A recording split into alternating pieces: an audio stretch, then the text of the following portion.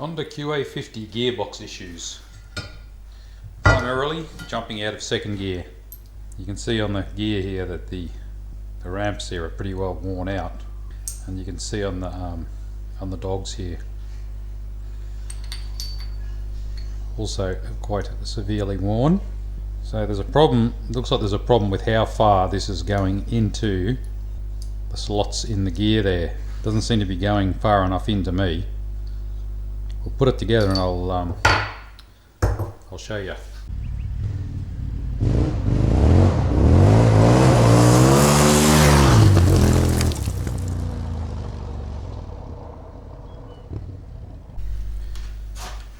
Right, so we'll just set this gearbox back together. And I'll show you what's going on. Okay, so that's our neutral cup. So you can see at the moment it's in neutral. That's the first gear indent, and that's the top gear or second gear indent. So we'll put on the first gear, and as you can see in there, that dog engages in the slot perfectly, 100%. Right?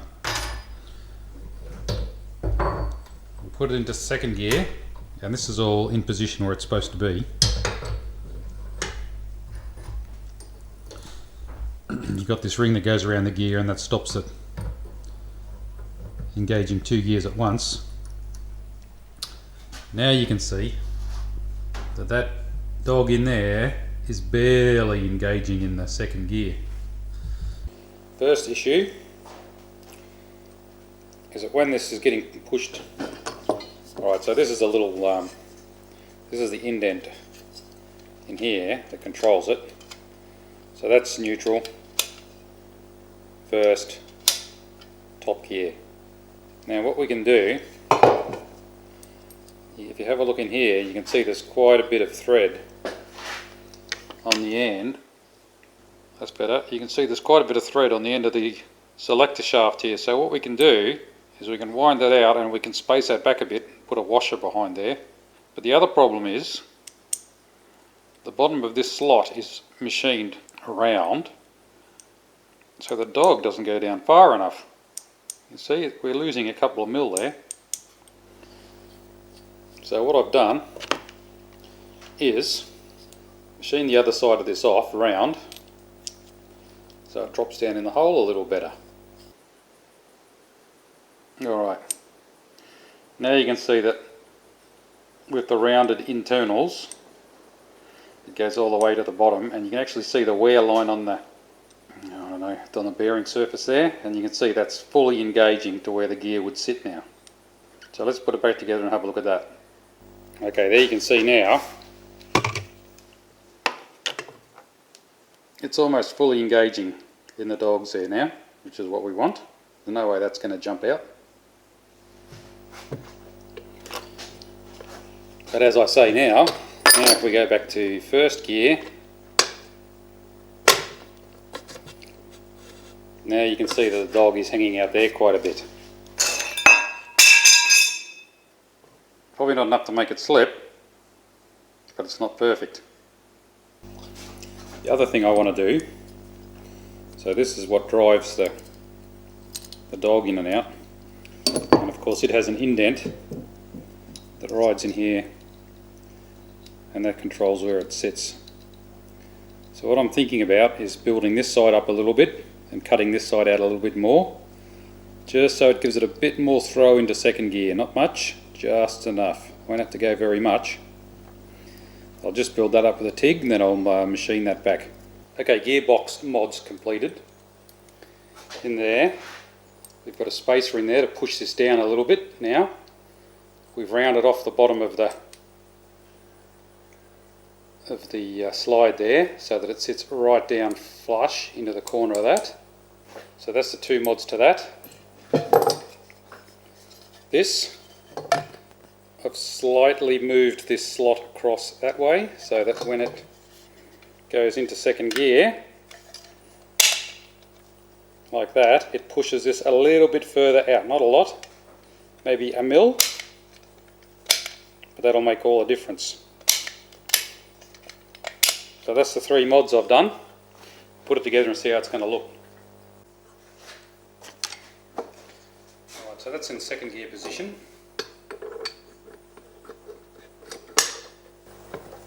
Just getting that ring in there's a bit fiddly. Right, yeah. There you can see that dog is very nicely engaged there now.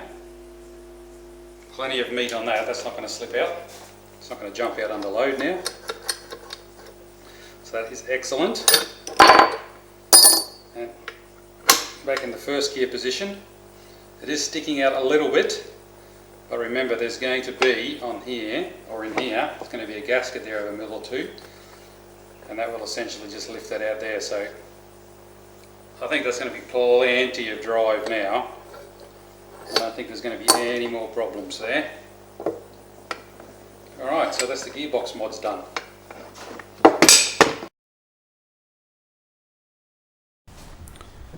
Our first engineering job on the list is going to be to bore the cylinder. I'm going to do it in the lathe, purely because it has this machined surface here. It's going to make it so easy to line up in the forejaw. I'll put the forejaw against that, and then I'll indicate off the end here to make sure it's parallel to the bore, and of course I'll indicate the inside of the bore to make sure we get it round so it's not eccentric. But I think that's going to be a pretty easy one. The only thing I'm worried about is clamping too tightly on here.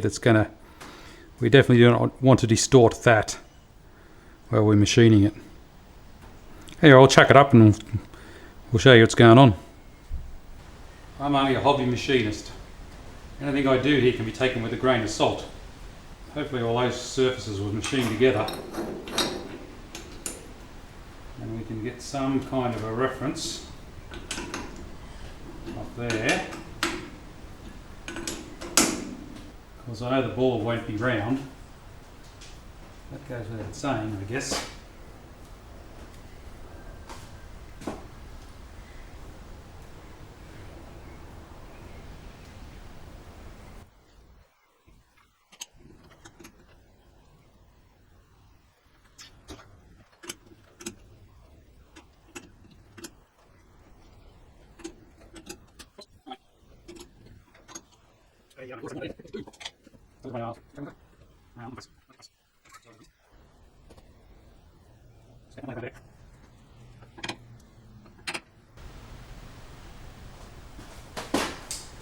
Slowest speed possible.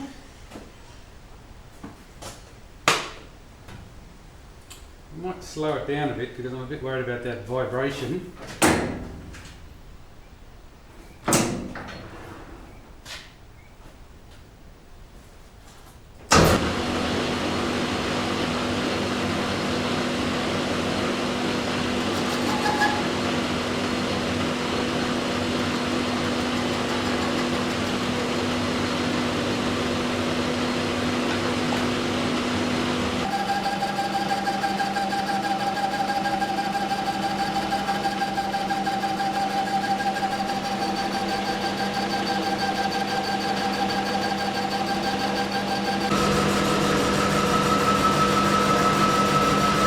Here's our cute little piston, brand new.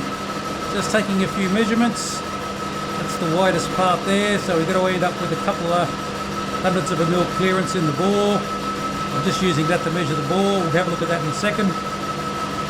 And we're still making cuts.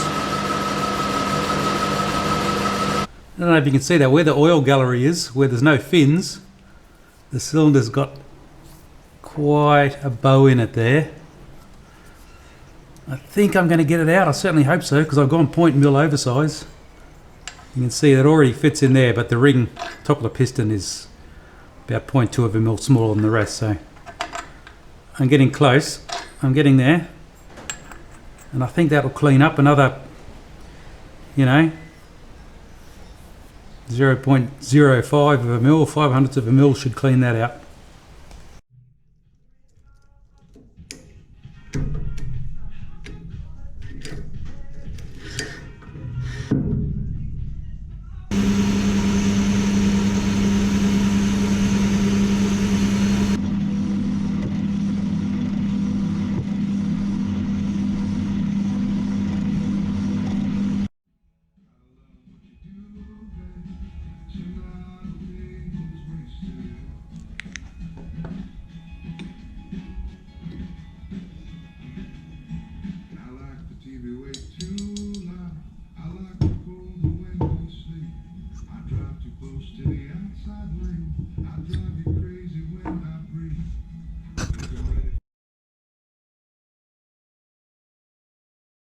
Alright, let's have a look at the problems we got with the camshaft bearings. These camshafts are just aluminium from what I can tell, probably a reasonably good grade.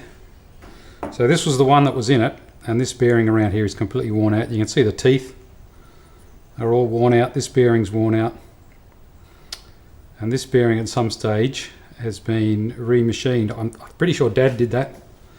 He made up, so that goes in there and drives the oil pump, and he made this little bush up here. Seems to be pretty good. So what we got to do is take the new camshaft, machine this one down to fit into this bush. I might just run the boring bar through there and smooth that up a little bit. So we'll take that down. That's got to fit in there. But the other problem, a more serious problem I guess you would say, is that this bearing, which is what this runs in, is completely chewed out. There's quite a lip in there. I don't know if you can see that. So this is the original one. You can see how that's just wobbly in there. So this is going to be ground out or machined out. So the plan is mount it in the mill, center the cutter up on the bottom bearing, and then machine this out, and then I'll press in a new steel bush in there, because this bearing here is still pretty good, so I'll make it to fit that. Just make, say, a stainless bush or something to go in there, and that'll line it all up. We'll see how we go with that. This is going to be the mount. There it is there. A couple of straps holding it all down. It's within 0.2 of a mil on the X and the Y, so I'm pretty happy with that. We'll get the top one bolted on. Okay, we're getting the setup organised. I'm just about ready to bore this bush out so I can replace it. But before I do that, the bottom bush that Dad made years ago, I've got to run the boring bar through here, just make it a little bit bigger, give it a good polish up, ready for the new, or slightly better, camshaft. And this one needs machining on the end here, so I'll machine this out and I'll give it a polish up, ready to go. Now of course I can't hold that in the lathe chuck, it's just too skinny, so I've made up this small tool here that will sit in there like that. Pretty nice fit. Lock that up, and then we can duck over to the lathe and machine that out. Oh yeah, we've got it mounted in the 4-jaw, ready to go. It's a bit under 1/100 of a mil run out. That's pretty good, I'm happy with that.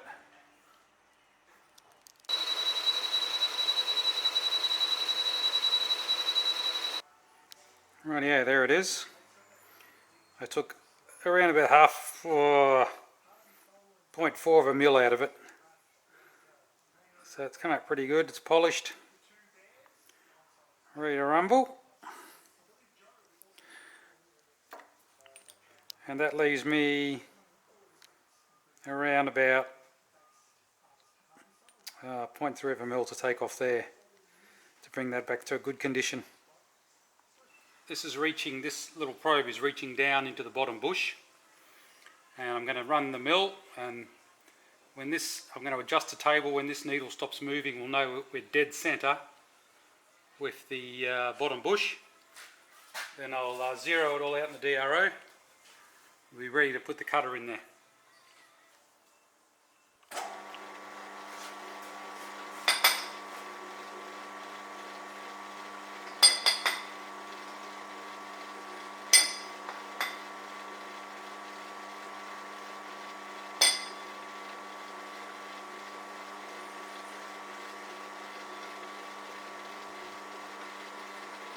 call that it. That's dead centre with the bottom bush.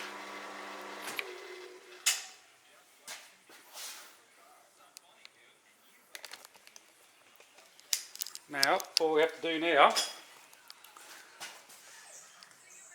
is zero the DRO on the X and the Y, and that is now our centre, right there. So we can take that out, manipulate it, do whatever we want, and then we'll just go back to zero on the DRO.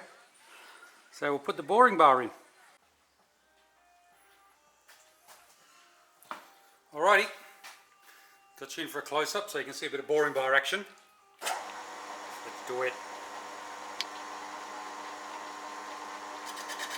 Here she goes.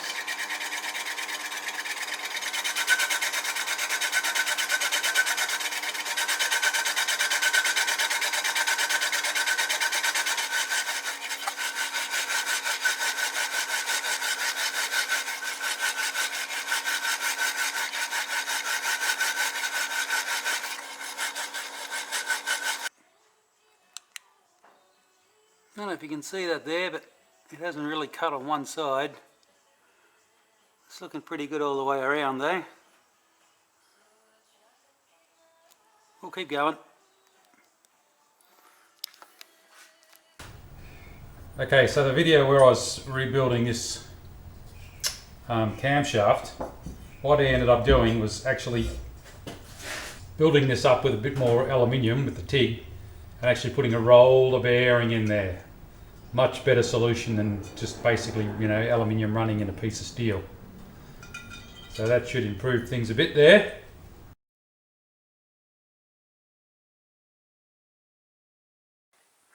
Next engineering job is going to be big end bearing. There's around about, can you see that? Maybe if I zoom in. I reckon there's about 30 thou of movement there, so it's worn out. We'll whip these bearings off, obviously the little sprocket, and then we'll put it in the press and we'll press that out and we'll have a look what the damage is.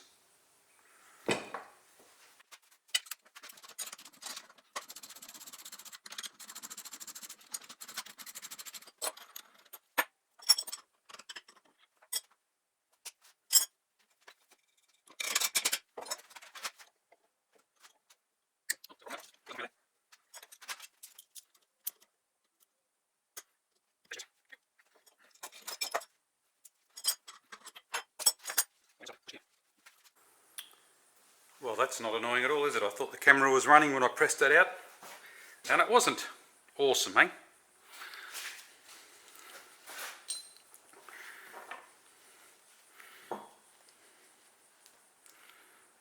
So the pin's got a lot of wear on it. Yep, quite a lot of wear there. I don't know if I can source a new one. I don't like my chances.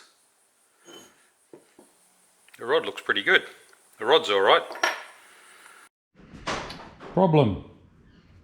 Crankshaft pin. Completely worn out on the little QA50. Solution. Buy a new pin. That's a fail because you can't get pins anymore. Maybe just buy the whole assembly. No, can't get that anymore either. So, what to do? Well, after a bit of consideration, I'm going to have a go at making one myself. So I've got this piece of E10, which is a chrome nickel moly steel with a very, very low carbon content. It's very tough, but in this state it's not particularly hard. So what I'm going to do is machine it within 0.1 of a mil of this size. Then we're going to case harden it, and then we're going to grind it with the tool post grinder in the lathe. And we'll see how we go for accuracy. Hope we can get it pretty close to what we want. Alright, we'll go and chuck it up in the lathe. I'm going to make two out of this. So we'll get one here, and then I can cut them in half, and that'll leave me some room to hang on to so I can run the grinder over it once they've been heat treated.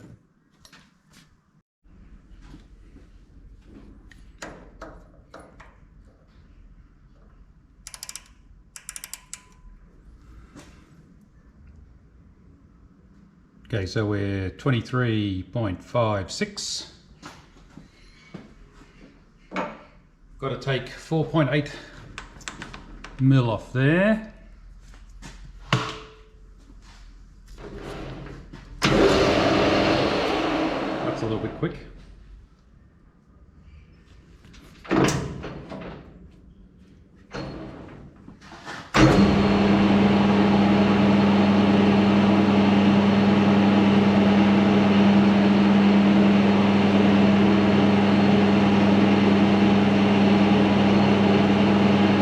Just do it in 1.5 mil passes.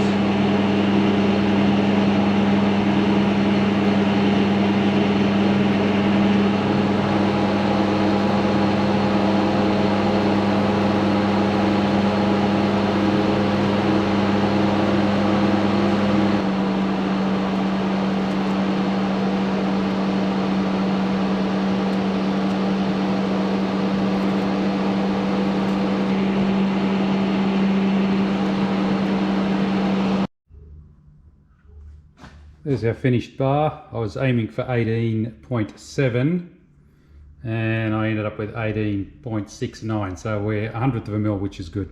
I'm pretty happy with that. We'll cut them in half, we'll end up with 2 ready for heat treatment. I'm just giving the kiln a bit of a test run here. It's just firing on LPG, and I've got some pieces of coal in there that I'm coking, and that's going to be the carbon source for the case hardening.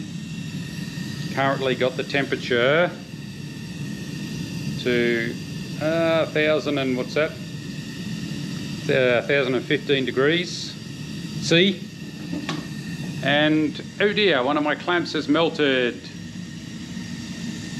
That was always going to happen. So this is all the coke out of my little kiln. It's had a couple of minutes to cool down, obviously.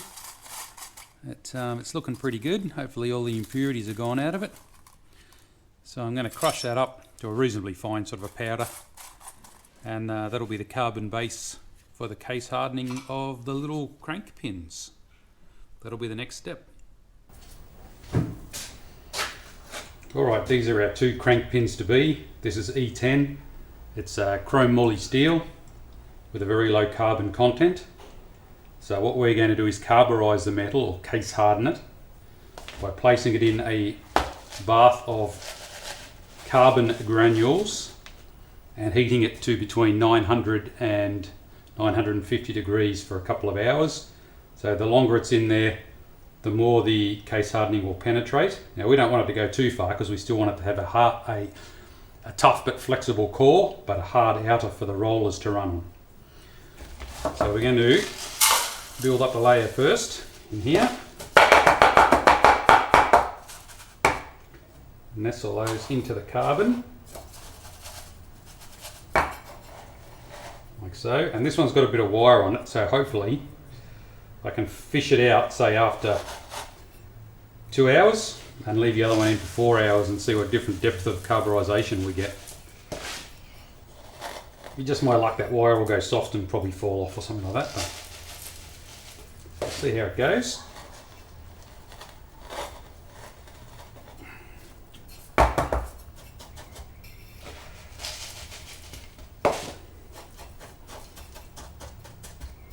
Alrighty.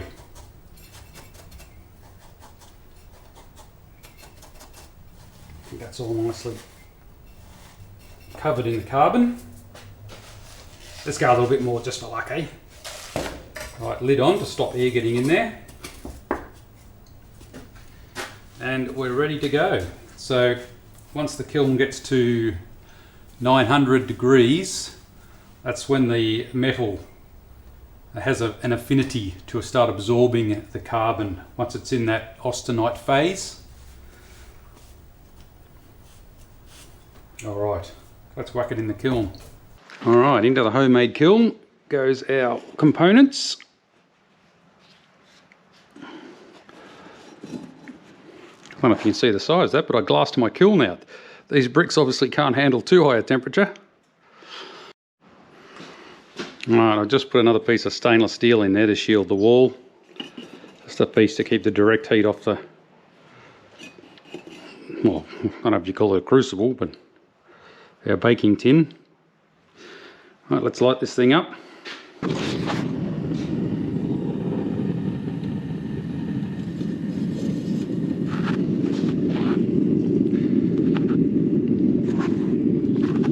And heating nicely. Alright, let's give it some beans.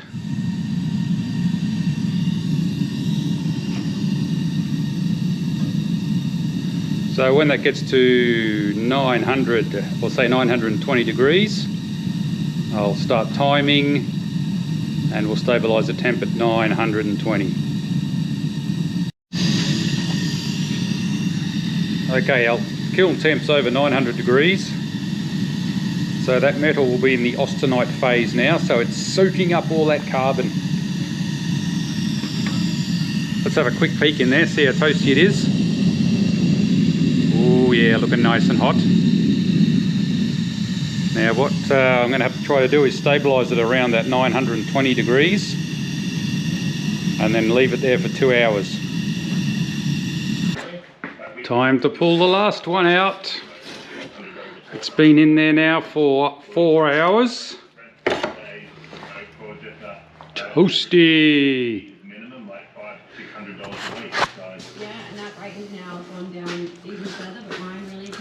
Here's the painted extraction tool here.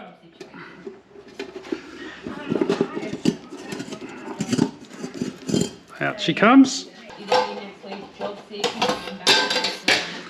Ooh, that's hot. Funny that, who would have thought? And let's get this down where we can see. Ooh. In here somewhere there'll be another. There it is. 4 hours of absorbing carbon. We'll just let that air cool there.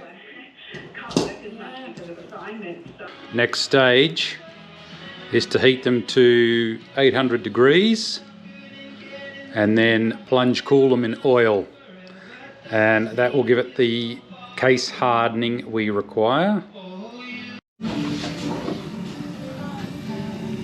Right, we've been holding at 800 approximate degrees just to let them get nice and cherry red. Now it is time to do the oil plunge, the business end. Here we go.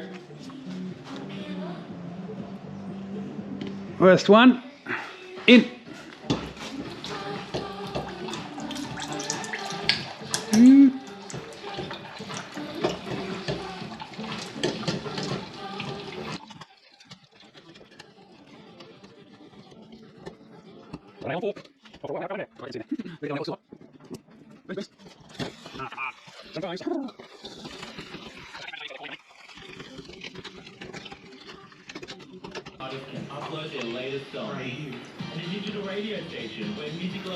Okay, that's the quench hardening part completed.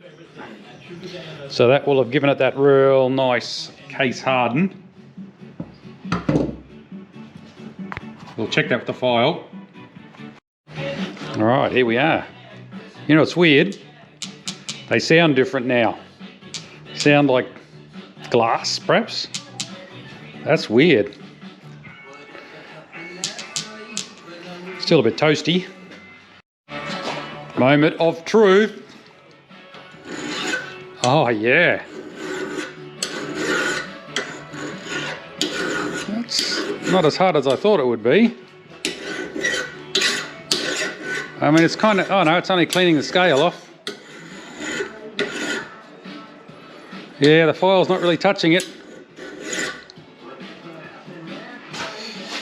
All right, the next phase is the normalization. So we've just got to hold it at 200 degrees.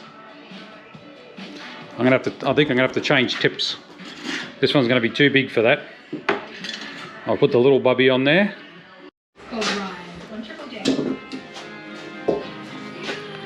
Okay, we finished the tempering phase at at 200 degrees, I was saying. Now they've just got to come out and just basically once again cool down in the air, and they'll be done. When they've cooled down, we can whack them in the lathe here and give them a grind down to their finished size, a grind and a polish.